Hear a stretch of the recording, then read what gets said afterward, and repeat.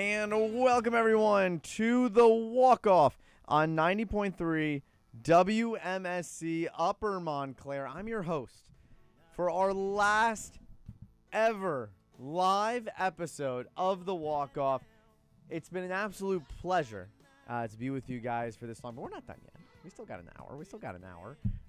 And we've got probably I'm going to say it. I think our biggest news since Soto got signed 2 years ago. Yeah, at least for like happening around the show, not an hour afterwards as it usually does. Exactly. Or like the next day. And right. Then by the next show, we always forget what happened or we always forget to mention it. The Philadelphia Phillies decided, hey, you want to know what? Vincent, I know you got your show today. I'm going to ruin your day. You have one final show, and I'm going to ruin it entirely. I'm taking away your most beloved manager. And they rip him from my soul. The Phillies have fired Rob Thomson. Don Mattingly will be the interim manager. And while all this is happening, they asked Alex Cora if he would take the manager role. And he said, no, I'm going to focus on my family. So I don't know what's going on anymore, folks. It's all over. But I'm Vincent Picone. Well, last time, I'm joined with my co-host for 4 years now. 4 years of us. That's crazy. Anthony Walsh. And then our assistant to the regional manager. Assistant to the co-host. What about the co-host? Does that No, sound no, more? you're the assistant to the co-host. The You're the Dwight Schrute of the group. I'm Dwight Schrute. Okay. I like that. Justin Randell. Folks, how are we doing today? Doing pretty good. You are? Why? We're Mets fans. Well, listen, we're not doing good. Listen, that's okay. No, listen, the semester's winding down. This is our final week here as seniors. And on top of that all, final walk-off. It's been a long ride. I joined a little bit late, probably around, I would say, maybe the second year of you guys doing the walk-off. I started to, come on a little bit. And then I would say junior year, though, I kind of couldn't come on as much because of my class schedule. However, senior year, everything worked out. I was able to come on the show with you guys pretty much every single week. So yes. But overall, you guys have done a great job on this show, running it for the last 4 years. I'm glad I could have been a part of it, and this is our last ride, so let's make it count, right? Oh my gosh, it's heartbreaking.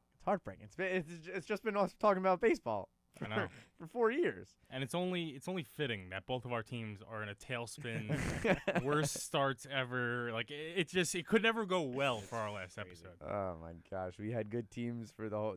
I think the good thing though is it's not like we were living in like we were fans of the Angels and Giants for the last 40 years. Like, we've had consistently good teams for the last 4 years. So, it makes sense that, the wheels are starting to fall off as we're leaving. But Mets snapped their losing streak, which we haven't been able to talk about because we haven't been on the air for the last They have a new one now. Yeah, they started a whole new one. I'd love to get your perspective on the losing streak. What's going on in Queens? Not many good things, mostly bad things. I will say that. I mean, right now it looks like David Stearns' whole offseason is a complete and utter disaster. And I'll put my hand up. After the Alonso and Diaz departures, I was very upset. But then the moves he made, I was somewhat happy. And looking back, I think I was just trying to convince myself of avoiding the inevitable, which was this team not being good. Jorge Polanco has played, 2 games as a Met. Marcus Semien is total garbage. Luis Robert has turned back into total garbage. Need I say more? The whole pitching staff is horrible. The bullpen is horrible. Nolan McLean's the only positive on this team right now. And to top it all off, I know you said you're upset about Rob Thomson leaving. I mean, at least there's accountability there. At least there's accountability. Carlos Mendoza's had one Cinderella run 2 years ago. He had a horrible year last year. He's having a horrible year this year. And they're not letting him go anywhere. They need Carlos Mendoza to stay. You guys won the NL East last year, and I understand Thompson's been there longer, but still, you guys won the NL East last year, and you're still putting, laying the law down on Rob Thomson and saying it's enough. We're not doing that with Carlos Mendoza. It's a disaster. The only good thing is if this continues, Stearns is going to get fired, and Mendoza will get fired.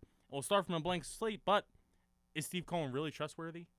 I don't know. I don't think so. Yeah, I'm on the same topic, or on the same situation as you. Obviously, we're both Mets fans. For anyone new that's listening, we've been suffering long enough. Our whole lives. And this season right now is the cherry on top of that suffering, because you mentioned, obviously, Anthony, all of the acquisitions that Mets made to replace Nimmo and Alonso and Diaz, all of which have been utter failures to this point right now. Like I said, this is going to be a long season. I will be the one to say that at the beginning I did think that this roster was built to be better than last year's roster, and I got to eat my own words. This team is just not good at all. I'm not going to go through the same guys that you literally just mentioned. I agree 100% with everything you said. The one guy you didn't mention, though, of course, is the biggest signing of them all in Bo Bichette, who has done absolute, in your quotations, garbage to this point. He's done nothing with his bat. His defense at third base has been a liability as well. Not saying that's making or breaking the team right now, but it's just when you add all of these things combined up together, it's not really surprising that this team is 10 games under 500 and lost, what was it, 12 or 13 in a row? They lost 12 in a row. 12 in a row. So, yeah, it's not really a shock to me. I will say I'm a little bit shocked about the Mets, but at the same time, I mean, we've been doing the show for a long time now, and it just feels like every year there's just like there is points where it's just like, what's happening here? What was it last year where the broadcasting team said this is rock bottom? The only thing good about that this was is 24. They said 0-5, rock bottom, and then they went on the run. Yeah. Okay, so I mean, there's that.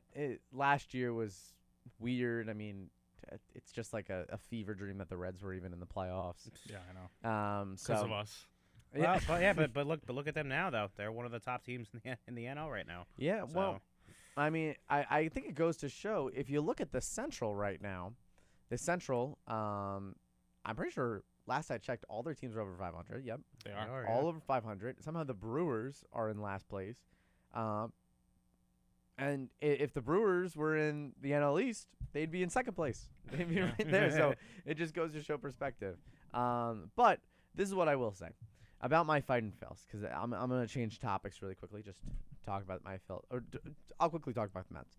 I don't understand why they haven't fired Mendoza, but I do understand because it's April, and I understand, every game kind of counts, and the Mets showed that last year, and, teams have showed that in years past. But all I'm going to say is it's April. 2 key managers have been fired from teams that made deep playoff runs in the last couple of years. I guess Cora was a while ago now, but it feels like yesterday. Mm-hmm. But nonetheless, they're making these deep runs.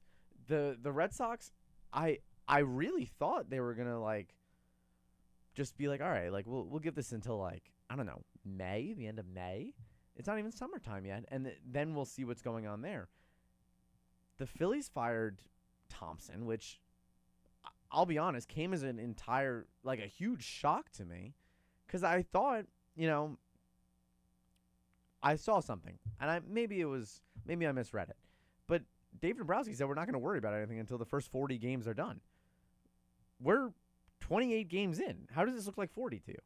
It's we're at this point now. We're 10 games under 500, but teams have gone on 10-game winning streaks. I mean, the Indians went on, at the time the Indians, went on a 22-game winning streak. So it just, I don't see the reason. I don't see the rhyme. I'm a little hurt. I loved Rob Thomson. He was the guy that flipped the switch in this team years ago, and it just feels like I like Don Mattingly, I do, but it doesn't seem like he's there to fix the team. It just seems like he's there to put safety tape on the water outlet. It doesn't seem right.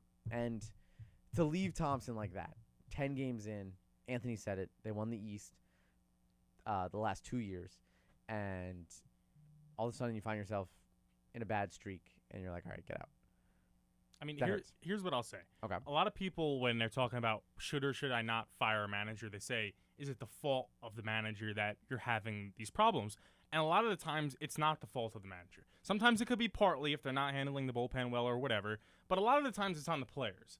But the reality of this business is you're not going to go DFA Bryce Harper. You're not going to go DFA Francisco Lindor. That's the reality of the business. Even if they deserve it because they're 0 for 40, they're not getting cut. So you have to blame it on somebody, and that person usually turns out to be the manager. And in season, it makes no sense to fire a GM or to fire a president of baseball operations. As much as I dislike David Stearns right now, it really would make no sense to do that in April or at any point during the actual season. But to fire the manager, I mean, the Phillies are the perfect example. Rob Thomson took over in 22. They went on a run. They were just as bad as the Mets in 22 to start the season, and they went on to go to the World Series. So not to say that's going to always happen. There's plenty of examples where firing a manager does absolutely nothing. But you have to try something. And I think that in the case of the Phillies, I give them credit for at least trying something. Now, it does present a little bit of a weird situation that I see people talking about now where The general manager of the Phillies is Preston Mattingly. He's the son of Don Mattingly. So let's say this continues and Don Mattingly does not do a good job. Is his own son going to have to fire Don?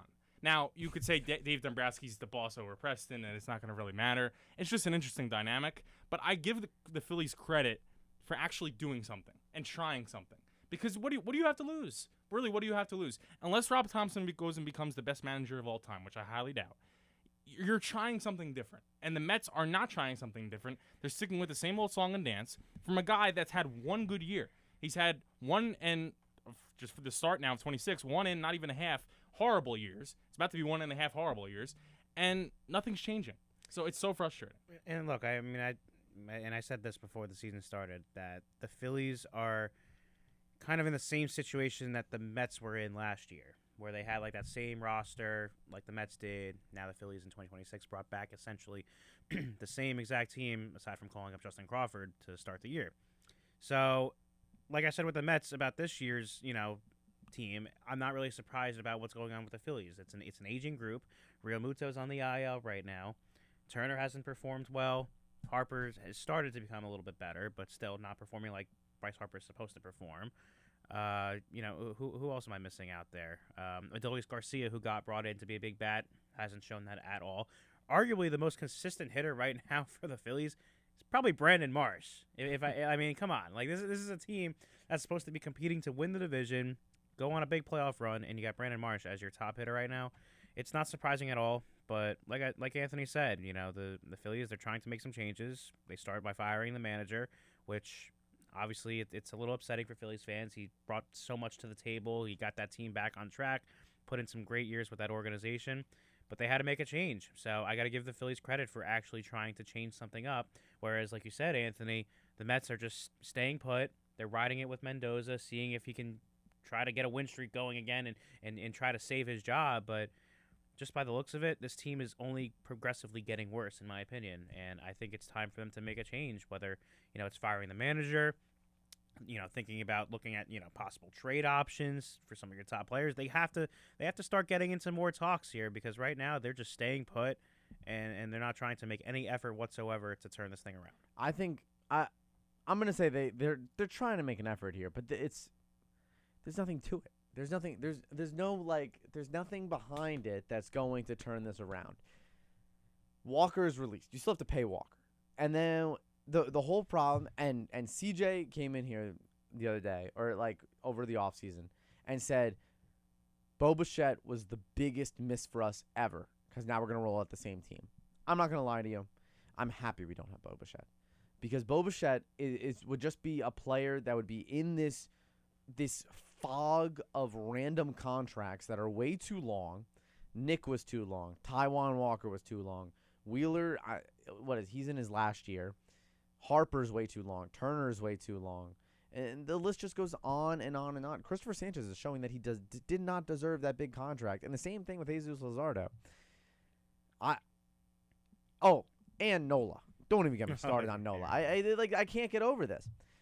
I was just doing some math. So the last time the Phillies fired their manager was 2022. They go on the miracle run. Good for them. Whatever. Joe Girardi was the manager prior to Rob Thomson. They fired Joe, and they said, all right, Rob's going to come in. He's going to be like the intern. Joe Girardi was fired 51 games into the season. That is entirely different. And Joe Girardi, the years prior to that, the Phillies were 87 and 75? 87 and 75, 2022. They were 22 and 29 when Girardi left. The year before, Girardi was 82 and 80. The year before that, 2020, 28 and 32. And then 2019 was Gabe Kapler. They fired Kapler over the offseason. Joe Girardi never performed. He never did anything right for this team, and they still gave him 51 games to work with in 22. They said, all right, this is the best team we've had in a long time. That's when they got Schwarber. They got Realmuto. They got all these guys. They finally packed it in. And it looked like this team was going to turn around. And they didn't. But they had pieces, and they still gave him 51 games to work with. Now, with the guy that you built everything around, they say, hey, you want to know what? 28, you're out. Goodbye. I don't get it. I don't like it. I'm like sad that we have to talk about this. It's ridiculous. And I don't know. Anthony, I honestly want to hear your take. Well, here's what I'll say. Again, I don't think that it's Rob Thompson's fault the way I don't think it's necessarily Carlos Mendoza's fault. But the other way you have to look at it is if this Phillies season continues the way it looks like it's going to continue, which could be total disaster, is Dave Dombrowski going to get fired? Probably. If they win 65 games, 70 games, which I know sounds really bad, but it could head that direction, just the same way it could head that for the Mets. I mean, Dombrowski's got to get fired. And at that point, is Rob Thomson going to survive a different president of baseball operations? Probably not anyway. So I get what you're saying. You want to give the guy longer, fine. But, I mean, in all likelihood, unless the Phillies totally turn it around, which maybe they would have, the whole core is going to get dismantled. You know, they're going to fire Dombrowski. They're going to fire essentially the whole front office, which means Thompson's going to get fired too. So they're getting ahead of it by just getting rid of Thomson anyway. Now, if you think that the core would turn it around and that they'd have a miracle run again, I just don't think so. I don't think that this lineup is what it was 4 years ago. I think it's old. I think, as you just mentioned, they're in contracts that are bad, that are already aging badly. I don't think it was going to turn it around. So you're already getting ahead. Like, what this tells me is that Dave Dombrowski's even closer to being on his way out. Because if they, like, same thing with the Mets. It's very similar situations. It's almost scary how similar. They literally have the exact same record, so that tells you. If the Mets have as bad of a season that they look like they're going to have, Stearns has got to be gone. If not, they're a total disaster. If the Phillies have as bad of a season or anywhere close to it that it looks like they're going to have, Dombrowski has to be gone. If not, again, it's a total disaster. And if you do either one of those things, the managers have to be gone too. So that's how I look at it. Speaking of Dombrowski, has there, like, in recent time, I guess, has he spoken to, like, the media about, like, the struggles of this team? Because I know David Stearns, he addressed the media one day. Yeah, because like, I haven't really been following the Phillies too much. Granted, I've mostly been catered towards the Mets. But I don't know. Like, Vin, I'm gonna turn it to you because you're the Philly fan. He said, like, "We'll what has wait. he said? I'm not judging this team until 40 games into the season." That's what he said. But you're firing people 28 games into the season. Yeah. What do you mean? But what does that tell you though? It tells you he's on the hot seat and he's worried. If he said that and he actually meant it, he might give him longer than the 40 games that he said publicly to the media.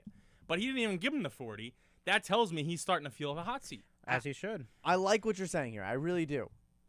This is my biggest fear. Okay, so he was the general manager of the 2015 Red Sox, the 2002 to 2015 Tigers, and then the Red Sox until 2019, the Marlins until 2001, the Expos until 91. Okay, so let me just get some things straight here. So in 2015, the Tigers, in 2015. Hello. Oh my gosh, there's too many tabs. Okay. Either way, 2015, the Tigers were not good because somebody took all of their resources and said, "You want to know? We don't need prospects. We just need free agents." So they went out and they got here. I need to figure out their record. Miguel Cabrera. Okay. In 2015, they went out and they bought people, but by 2015 they were 74 and 87, and that's when they started. Except for 2016, they were 86, and after that they never were good again until now. So that's how long the rebuild took. What I'm worried about is I had to deal with 11 years of no playoff baseball for Philadelphia, and Dave Dombrowski's strategy for mostly everything, is take the prospects, trade them for proven talent. And it makes sense. It does make sense. But what are you going to do when there's no more prospects? And usually when he's gone, there's no prospects left. So Crawford's up, which is great. And Painter's up, and that's great. But Harper's gone, basically. He's got a cane all of a sudden. And all this stuff is going on. The other thing is, I know Phillies fans are excited about Don Mattingly. And sure, you can do whatever you want with Don Mattingly. Here's all I'm going to say. If you want a guy that knows how to deal with talent and to really, put together a winning team, I don't want to be that guy. But I don't know if Don Mattingly is the correct person. He had 90-win seasons with the Dodgers in 13, 14, 15. So those were the years of, Kershaw's dominance, and Adrian Gonzalez was there, and Puig was there, and blah, blah, blah, blah. The teams that stand out to me was his 7-year tenure with the Marlins.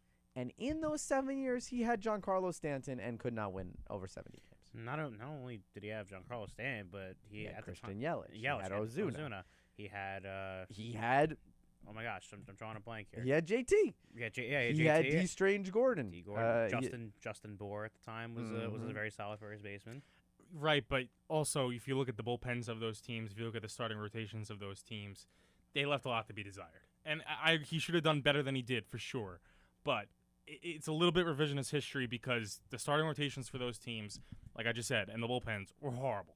Were absolutely horrible. And they didn't invest in those teams either. That's the reason all those guys left. So, I mean, I'm not saying Don Mattingly is the greatest manager ever. I think he's an average manager. But I don't think that the records in Miami totally tell the full story because he didn't have the support behind them from the front office and from ownership, which I don't know if anybody's ever going to have that support from the Marlins because they don't invest in their team. They don't. I'm just saying, I don't know what to expect from someone that, first of all, hasn't managed in the last 40 years. His son is running the business. So, listen, if Rob did bad, Rob was out of here. There was no – Philly Rob is gone. But now we got Philly Don, and Philly Don is just going to – he could run this team into oblivion. They're not going to fire him. They're just not. There's no way. Well, also, I don't think they're going to fire him in 1 year. Right now he's on an interim basis. So if he's really bad, then he's gone. Like you're not stuck with him. That's part of the reason Cora didn't want to go because Cora wants a long-term deal, and it's why it frustrates me when all the Mets fans are saying, "Why don't we just go out there and get Alex Cora? Why don't we just go?" He's getting paid $7 million to do nothing.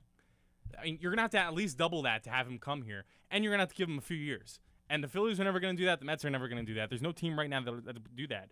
And I mean, it tells you that Mattingly, if things don't work out, I mean, why would he stay around? He's an older manager too. Like he's not going to be there for 5 years, even if things did work out. So to me, I look at it like, look, I mean, he's either going to turn the season around or he's not. If he doesn't, he's gone. If he does, maybe you have something for the next few years. We'll see. I don't know. All right, I want to switch topics for a little bit, and I want to switch it over to another place. It's basically our manager show today. It's basically our manager show because I want to go to Boston, and I would like to talk, a little bit about that situation. Alex Cora is gone. Alex Cora is a manager that had an over 500 record. He won a pennant. He won the World Series. He never made it back, which is, I think, fair to say. But Cora only brought this team under 500 twice, and that was in 22 and 23. He gets fired from the Red Sox yesterday? 2 days ago? I think 2 days, yeah. 2 days ago. And he leaves the team 10-17. Another manager that got fired so early in the year. And this one, Philly, I just told my regards. I don't understand it. This one I understand less. I don't understand it at all. Because they're a team that had potential. And for the last 4 years now, Cora's been working this team up. In 2022 and 2023, they were both 78 and 84. Then they were 81 and 81 in 24. Last year, they were 89 and 73. So they made their way back to the playoffs for his third time in the playoffs. This year, they just start off 10 and 17. But now you have a full year of Roman Anthony. They have an outfield problem because they have too many outfielders. And it just looks like all the bats have kind of slowed down. But it's April. It's April. And they fired their manager. Anthony, please try to make some sense of this to me. Well, like it or not, when a manager wins a World Series, no matter how long ago it was, if it's with that team, he should get some extended time. And Cora, I don't think, got the extended time that he deserved. I mean, I get it. It's 2018. It's not exactly yesterday that he won the World Series. But he won a World Series, by the way, in his first year as manager with the Red Sox. I mean, that's impressive. And it'll also give you an idea of how crazy this is. Sports Illustrated did a ranking of all the managers coming into the season, this season. Alex Cora was ranked fourth on that list. Above him, Kevin Cash, who's been with the Rays for like 11 years. Terry Francona, I don't need an explanation for that. Mm-hmm. And Dave Roberts, even though I think he's overrated, I don't need an explanation for that. He's the Dodgers manager. So that gives you an idea of where things are at. I think this is the classic example of you did not put together a good team and you're blaming a good manager. Like this doesn't equate, I don't think even, I know you're upset about Rob Thomson. This doesn't equate to Rob Thomson. It certainly doesn't equate to Carlos Mendoza because neither one of those managers have accomplished half of what Alex Cora has accomplished, and they're using him as the scapegoat. And I think, choosing whether or not to fire a manager is a delicate thing, and everybody has different opinions on it. To me, it comes down to very simple things. What did you accomplish with the team? And has the team gotten better under you? Alex Cora brought a World Series to Boston, and as you said, they've made the playoffs a ton of times and finished under 500 twice under his leadership. And it should be on the Boston front office. This is the Boston front office problem. Listen, I came into this season saying Caleb Durbin, I wanted to see what he was going to do. He was a top prospect for them. He's been a disaster. Their whole lineup's been a disaster. And it's a tough AL East. I mean, I don't know what you wanted Alex Cora to do, and he's going to go into this offseason being the top managerial candidate, unless there's some huge firings, and he deserves to be it. And I hope the Mets get him. Yeah, I mean, I think the leash that the Red Sox, gave Cora was very minimal, to say the least. I would agree with you guys in that regard. But I think what really played into the firing as well is just the fact that they think that the AL East is going to be one of the most competitive divisions in baseball. I mean, obviously, some of the teams right now are off to slow starts with Baltimore and Toronto. But right now, Boston's 7 games back of first place. The Yankees are getting hot right now after getting off to a really slow start. Tampa Bay's at 17-11. I don't think it's going to last too long. I think they're going to come back down to earth. But yeah, I mean, I think what played into that firing is just they think the division is getting away from them right now, and they want to find a way to get in a new voice and see if they can turn this around before it gets way out of hand. Because, like I said, with Boston being 7 games back, the Yankees are only going to continue to get better. I think that's pretty much set in stone, of course. And same thing like the Yankees are doing with what the Phillies did this year. They essentially brought back the same exact team, and right now the Yankees are showing that right now bringing back those same guys is starting to benefit them because it builds team chemistry. So it's just going to be interesting to see the direction of the Red Sox because, again, it's a big market team. They have crazy fans over there. They want to see winning baseball. So, it's going to be interesting to see how it all plays out for that franchise. But right now, it's just not looking good. And if you're going to blame anybody, I say blame Craig I messed up his name. Craig Breslow. It's kind of a tongue twister. He was hired in October of 23, so 24 was his first year, 500. 25, yeah, they won 89 games, but got knocked out, against the Yankees. And now this year's a disaster. How about giving credit to the guy that's actually been here a long time and won, and putting the blame on the guy? And I know you're not going to fire him in the middle of the season, but putting the blame on the guy that assembled this roster and hasn't done anything since he's been hired. And I know, he was a Red Sox pitcher. He won the World Series in 2013, so he's loved by the fans and everything. But, I mean, as an executive, he hasn't done anything. And you're wrong when a guy's immediately going to be the top candidate out there in that offseason. That's how you kind of screwed up, because Carlos Mendoza's not going to be that. Rob Thomson is not going to be that. And Alex Cora will. And Alex Cora is going to command a big contract. I mean, you have teams talking about whether or not they should give him a multi-year deal right now, which is not going to happen. But there's teams discussing it. That's how good of a manager he is. And imagine if he had competent leadership. Imagine if he actually had a good front office. I think he'd have another World Series at minimum. So I think Craig Breslow is the guy that you have to go after, not Alex Cora.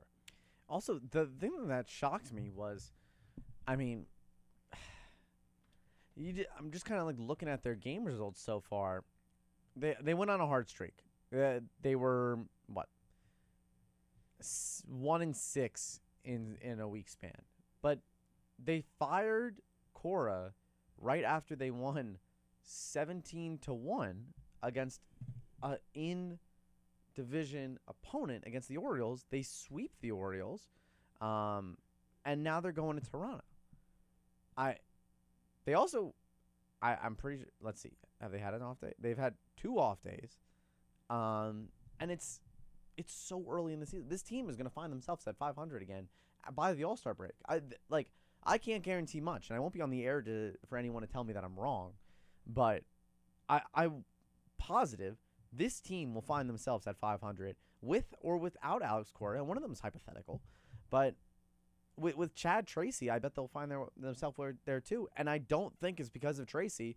I think it's because this team has the talent to do it. They have Roman Anthony. He's going to break out of what's ever happening right now. Willie Abreu looks great. Cedon Rafaela looks great. And he wasn't even a good hitter last year. That was the whole thing, was he's a good fielder, but he doesn't know how to hit. He was like Johan Rojas for the Phillies. But now he can hit all of a sudden. And I think all these other names, quickly I'm going to read off some names. Wilson Contreras, Marcelo Meyer. Trevor Story is somehow leading the team in at-bats. and plate appearances so far, which is a really good thing, and which might not sound like a big stat, but he's always on the injured list. Well, there's also drama too with him right now as well, because once Cora got fired, he spoke to the media and he's like, I'm really questioning like the direction of this team right now, and now the fans are getting on Story. They're saying, cut him, trade him, do whatever. Well, he's also hitting 190. No, I understand. If you're gonna say that, at least be contributing to the team. That's my 2 cents. I think him just being there is contributing to he is that veteran presence. Him and Wilson Contreras, and Contreras has been there, so he's playing first base, and that's fine. And I'm not worrying about the averages. I'm not worrying about anything because it will come up. It will come up. That's just how baseball works. This team will go on a hot streak, and they will find themselves better. I'm not saying that Roman Anthony's going to hit 300, but I will say he's probably going to hit around 250, 240, something like that. I can How many see RBIs it. do you think? That's the important, because 250 is a little. Well, I don't know where he's hitting in the lineup. I'm pretty sure he hits Who, first. for Anthony? So, yeah, where does Anthony? Anthony usually hits like towards the top. I think sometimes he was the leadoff. Last night he was third, Yeah, and he had an RBI. So he went 1 for 4 with an RBI, and a walk and 2 strikeouts. So, totally fine. I'll take that. But if he's hitting third, I could see him having 90 RBIs this year with Duran and Contreras sitting in front of him. I think you switch out Contreras and you put somebody else there, but. Yeah. I'm actually the opposite take of you. I mean, I believed in this team heading into it, so I originally had the same thought process as you. But after seeing how the heart of this lineup has been performing, it's rough. I mean, Jarren Duran, the large majority of the heart of their lineup is hitting in the 100s. Jarren Duran is, Trevor Story is, Caleb Durbin is, Marcelo Mayer. I mean, these are guys that they expected to be, long parts of their team, prospects that were going to be a part of this team for a long time. And maybe that'll end up being the case, but as of right now, it looks really bad. It just looks really bad, and it's early. I understand that, but there's no core here where that I could feel really confident. And now I feel confident in Anthony. Abreu's been great so far. I understand all of that, but you're going to need more than just those guys. And your starting rotation too. I mean, Crochet's great. The rest of that rotation, I don't know. It's very back and forth. Sonny Gray's on the injury list right now. He's always hurt. I mean, it's just. This is a team that if they were in an easier division, like maybe if they were in the NL East as opposed to the AL East, I'd give them a little bit more credit. But the AL East, the margin for error is so thin. The Blue Jays and the Yankees are going to rule that division. And if you don't start stacking some wins together, there's going to be trouble. And again, if you're in the NL East, I give them a chance. But I think the core of this team right now is rotten, and maybe they need to grow into it. Maybe in a couple years from now, these younger players, it is a very young team. Maybe these younger players will start growing into their roles. But right now, it's a team full of guys that are hitting maybe 250 if at best, besides the guys that are really hitting well. But the large majority of that lineup is hitting 180. That can't continue. I don't think it will. And their pitching hasn't been great, but last night, fantastic outing in Toronto.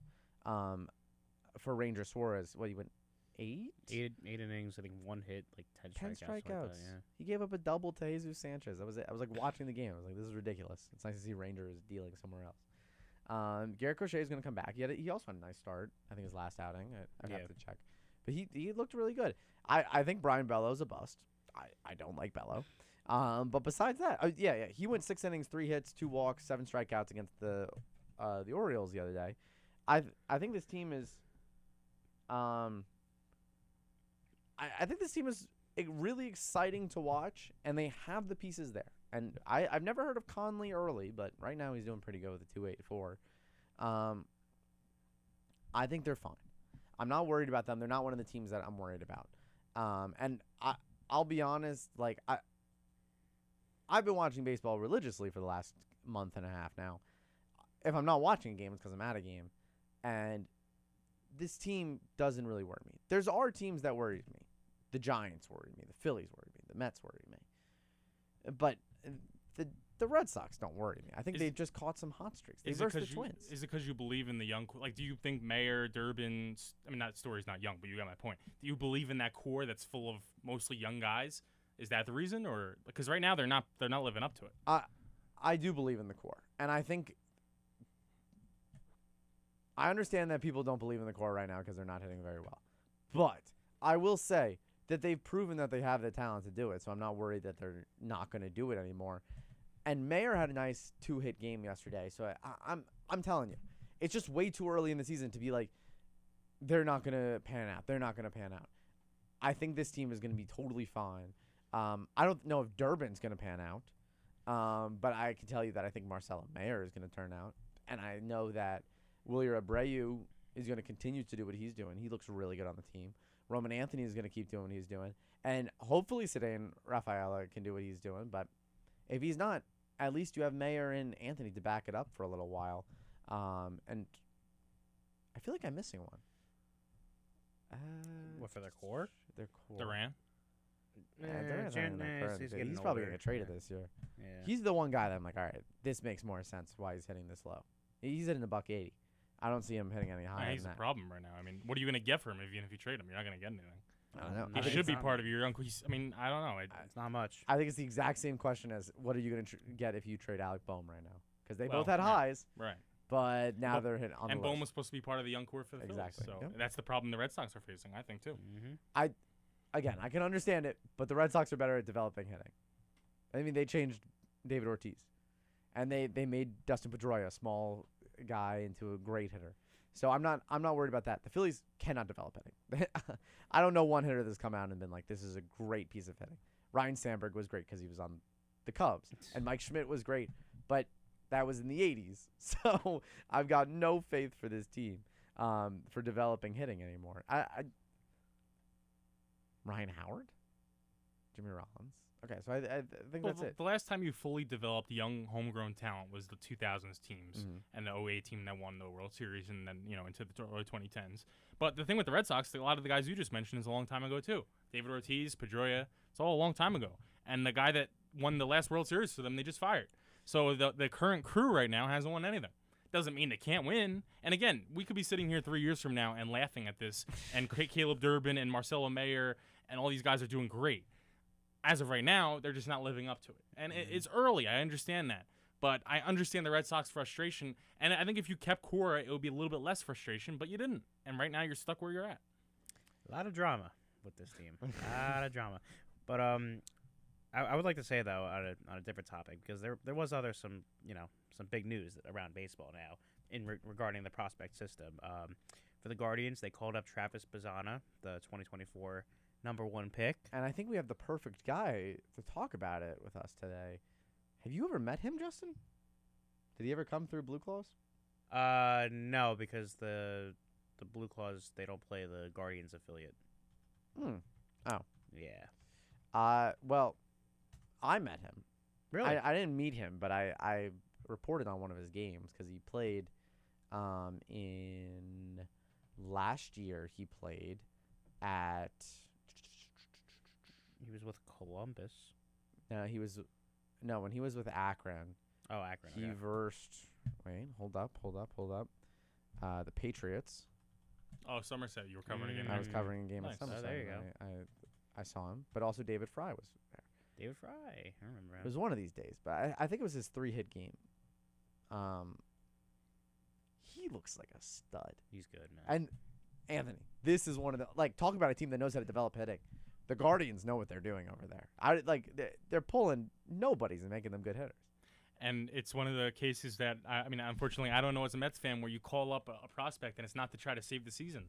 We're so used to seeing prospects like Carson Bench getting called up, and the hope is this kid's going to save the season for us. Same thing with Francisco Alvarez in 22. Yeah, textbook example of that. Kid call up in the last week of the season. I mean, normally with the Mets, and I know the Phillies too, usually, when you call up a guy like Andrew Painter, you call up a guy and he's meant to be a centerpiece of your team and he's meant to save your season. The Guardians may be at 500 right now, but it's the AL Central and it's not a great division, and they're only a half game back of the Tigers. I think the Tigers are going to go on to be way better than one game over 500, but still, they're a half game back. And Travis Bazzana does not have to be the answer, and I think that's a key part of it. I mean, I know he's one of the top prospects in baseball, certainly the top prospect for Cleveland, but he doesn't have to be that guy. And that's something that, even though it's not a huge market, it's Cleveland, it's not New York, it's not Philly, but when you call up a guy and he doesn't have to be the answer, it automatically puts him at an advantage. And now, there's some guys that can handle that and are just that good, but usually, when you call up a guy and he needs to be the answer, it doesn't work out well. No. Yeah. No. What was one time that we can say that, we needed him right now when we call him up and he's good? Alvarez is a perfect example. I mean, I think... I have one example. I mean, he's not on the team anymore, but Luis Angel Acuna, when they called him up to replace Lindor, He was doing pretty good. he was very good as a guy that was saving the Mets season in 24. So McLean and Sproat last year, which McLean pitched very well, and Sproat pitched well too, and Tong obviously who struggled. But they called up 3 young pitchers to try and just totally save that rotation, which wasn't fair to any of them.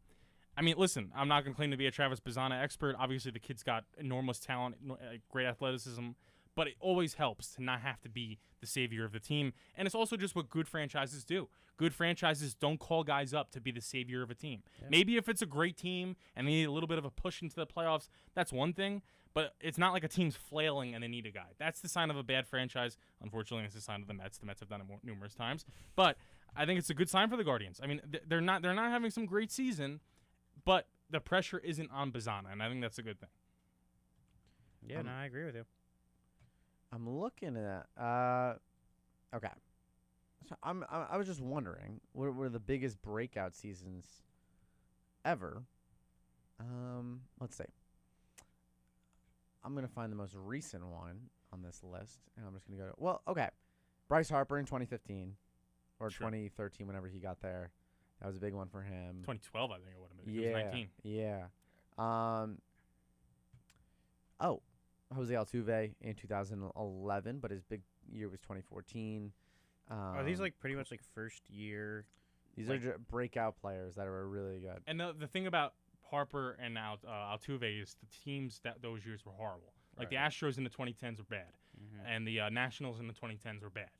And they grew with the team, and they were a part of the reason that the team turned around. But they weren't coming up like Alvarez in 22, where it was a good team, but they were flailing and they needed the help. These are situations that were actually good for them to be called up in, which again is what a good team does. Jose Bautista in 2010 hit 260. Prior to 2010, he was averaging 238 with about 10 home runs and 35 RBIs. In 2010, he hit 260 with 54 home runs and 121 RBIs. Wow. How do you go from 10 to 54? Whatever. All right. So, that's what I'm saying. Like, there's not many players that you can look back and be like, all right, well, we're going to call him up and he's going to save this team or revitalize this team. And I think the best situation, again, my rookie of the year pick right now, J.J. Weatherholt, is working in a place where there is no pressure on him. There's no expectation of that team winning, and he can just rake however he feels. On that same topic, though, my AL Rookie of the Year pick is off to a very good start. Who was your AL Rookie of the Year pick? Munetaka Murakami. Good pick. Good pick. I don't know how none of us thought about it. Same situation as you with Weatherholt. Team that has no expectations right now. A team that's going to finish at the bottom of the division most likely. And right now, I think, if I'm not mistaken, is he either tied for the league lead in home runs or he just took the lead last night. I'm pretty sure.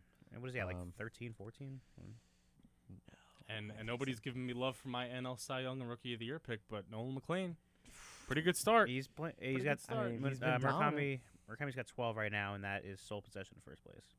McLean is third in strikeouts. I think his biggest problem though is the guy that's number 1 in strikeouts, Mizrowski. It's long season. There we go. Long season. how about Jose Soriano of the Angels? Oh my gosh. Oh my goodness. We don't need to go into a whole discussion about Jose Soriano for another 3 hours. Jose Soriano. Well, I think it's a fair point. He pitches tonight. So I say for the last time ever, let's pick our games to watch for tonight. All right. Just any game that you like, that you're gonna be keeping your eye on today. I've got one. I don't want to give away, but I think there's some good situations. I also have one. I'm looking at the pitching matchups. Anthony, I wouldn't be surprised if you and me have the same game. Probably. Yeah. We've done this show for 4 years now. I think we're on the same page. I have 2 games. Okay. That I think I'm looking out for as far as pitching matchups. The first one is the one that includes Jose Soriano. He's going against Davis Martin, which right now under the radar player right now, 3-1, 2.01 ERA right now. So he's been very good to this point. But the second one is, of course, including the former Met, and that is the Yankees and Rangers game with Schlittler and DeGrom on the bump. Okay, very good, very good. Were those your games, Anthony? No. Oh, no, that wasn't mine either. All right, really? all right. Oh, wow. Anthony, what's your game? Red Sox Blue Jays. That was my game. I figured. I'm trying to get Savage on the bump for the Blue Jays. If the Red Sox are going to prove me wrong and prove you right, Vincent, I think tonight's the night you have to start this. As an in-division game, and you're facing a very elite pitcher, one of the best pitchers in the game, I think. So we'll see. I think it's a interesting series for sure. Not just tonight. It's an interesting series. The Red Sox have to get going. And if the Alex Cora decision was correct, then maybe the team has a little pep in their step and they win this series. They have to. There's really no way around it. If they lose this series, not that the season's over, but it makes it a whole lot more difficult. That's for sure. I'm also watching that game for two reasons. Again, same reason as Anthony. Red Sox got to win. But also, Trey Savage, it's his first start since the World Series when he got injured. He's back, and a lot of people picked him for their Rookie of the Year picks. Well, it's April 28th. His Rookie of the Year campaign starts right now.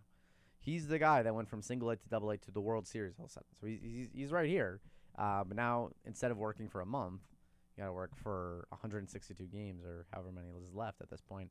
So I'm interested to watch that one. I also would just I'm just going to keep my eye on it. I probably won't watch it. But the Rockies versus the Reds. Rockies are a little hot after the Mets series. And jeez. Every team is Chase hot Burn. after playing the Mets. Well, it's the same thing with the Phillies. So don't worry. Guys, get ready. Put your money right where your mouth is and put it all on Giants' money line tonight. Jesus Luzardo will strike out the first 6, and then he will give up 6 home runs. So my prediction about Jesus Luzardo, I think I have it. I just wanted to bring it up one more time. I wanted to bring up all of ours for one last time. Oh boy, mine probably aren't. Duo too good. security. I think I'm off to a bad start in most categories that I made my picks in. I stand by my McLean pick though. Well, I like to keep my. I want to keep my eye on it because I feel like in years past I've never been able. I've never kept my eye on it, and they've just kind of like gone in the wind. I will say while you're looking for that, Yeah. Tyler, if you guys don't hit Tyler Malley tonight, it might be a wraps. It might. I mean, no offense to Tyler Malley, but that guy, the Mets lineup hit him, and the Mets lineup is one of the worst lineups I've ever seen. Again, I'm sure he's a very nice guy. I don't want, no hate to him, but he has a 5.26 ERA. Like, if there's any guy to get right against, it's Tyler Malley. So, just All want to right. throw that out. I found the Oh, I just got it up too. thing. There it is. All right, our predictions. So MVP for Anthony Oh boy. so far, he's looking at Aaron Judge and Shohei. I don't know. Not I went bad. with the easy options. Not bad. And then Scooble Cy Young is not looking great. But also, I can't be talking because I picked Jesus Luzardo to win the Cy Young, and he has a 6 ERA. Justin, you picked Garrett Crochet. He also has a 6 ERA. Yeah, not good. And Yamamoto, who's looking pretty good. Besides that, Hunter Brown and Nolan McLean. I don't even know what Hunter Brown's done. I think he's hurt, so that's great. My AL of the rookie year pick just got called up, so there we go. Travis Bazzana, and then Anthony said Nolan McLean and Trey Savage, so Savage is on for you tonight. And then Carson Bench for Justin and Munetaka Murakami. So at least I think all of us have one very good pick in there. In each category. In each category. Yeah. But it just okay. So our biggest shocks of the year. I like my pick. So far, Anthony's biggest shock is the Dodgers. His biggest shock of the year he thinks is going to be Tanner Scott. Justin, Mike Trout. Nice job. I said Kyle Teal, who has yet to play a game, so I'm not too angry about that one. And teams to make it back to the playoffs. Anthony said Mets. Justin said Braves. I said Diamondbacks. I think we're all in pretty good spots. Except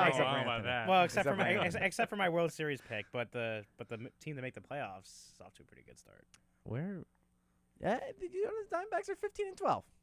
15-12. They solved that bullpen dilemma. I watched a video the other day on the bullpen dilemma and how they choked every game last year, and that was the team where I was like, oh, they're gonna make it to the playoffs. They'll win 80 games. Don't worry. By the way, Tanner Scott, 14 games, 2.19 ERA. And on top of that, he's taking on the bulk of possible save opportunities with Diaz on the IL. So that's interesting as well. That's a good one. Other picks, CJ picked Brian Wu to be Cy Young for the AL. He got beat Good up pick. the other night.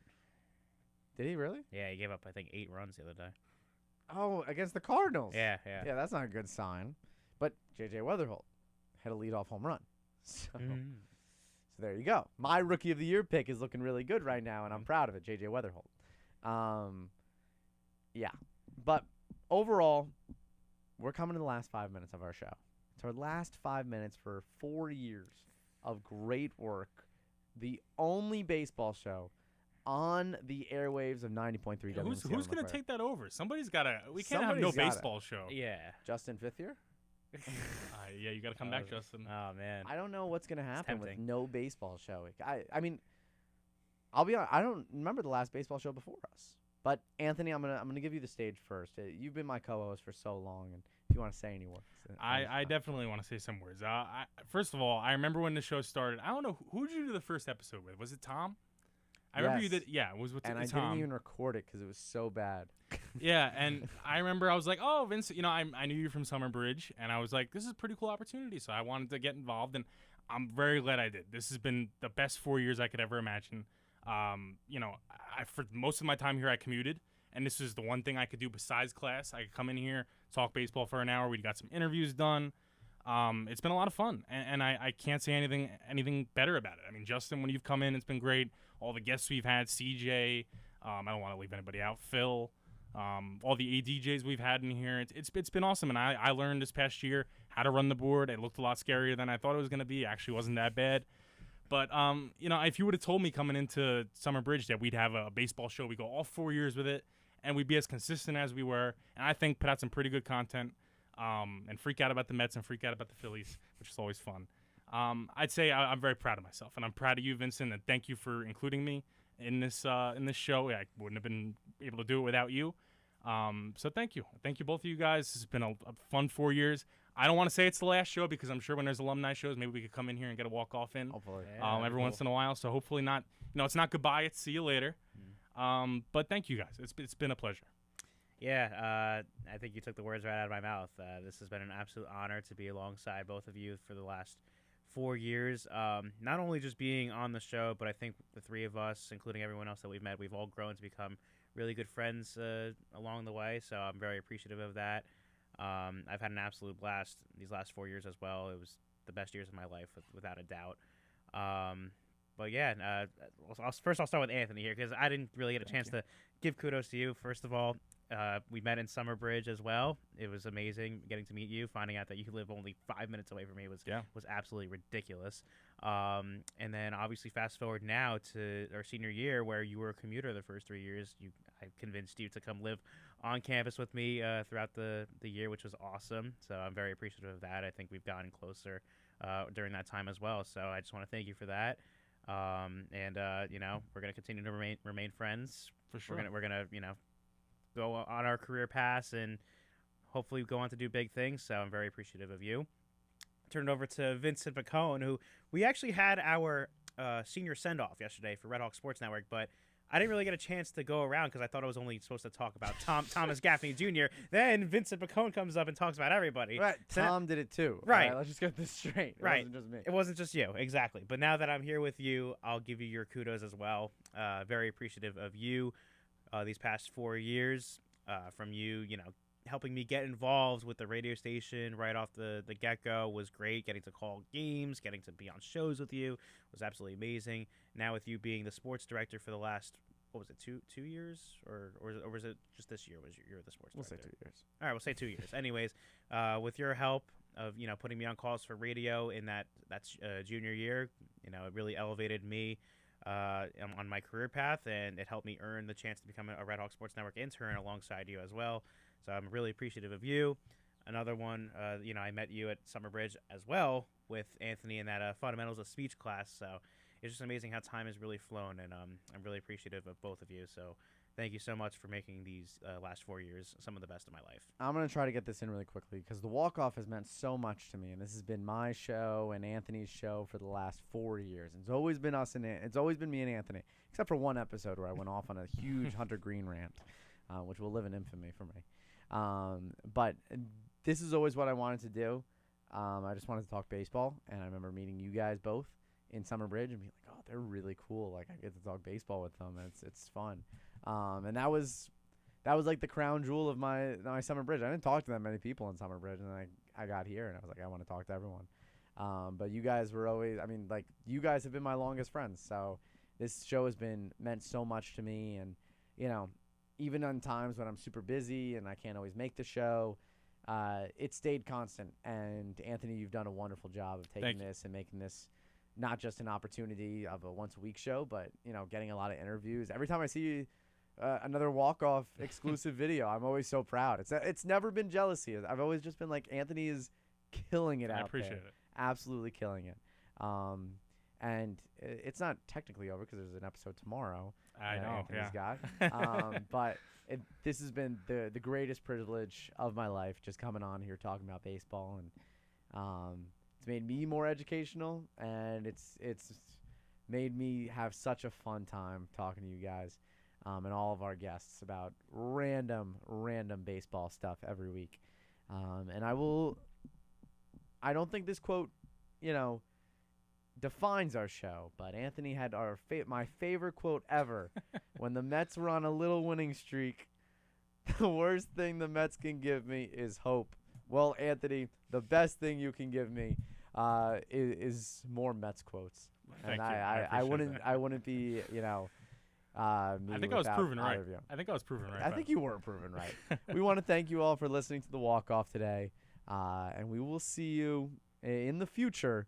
But for now, keep watching baseball, and it has been an absolute pleasure to be your host of the Walk-Off for the last 4 years with my co-host, Anthony Walsh, and my assistant to the co-host, Justin Randall. Love you guys. Have we'll a good one. See you. Goodbye. Thank you. 90.3 WMSC, Upper Montclair.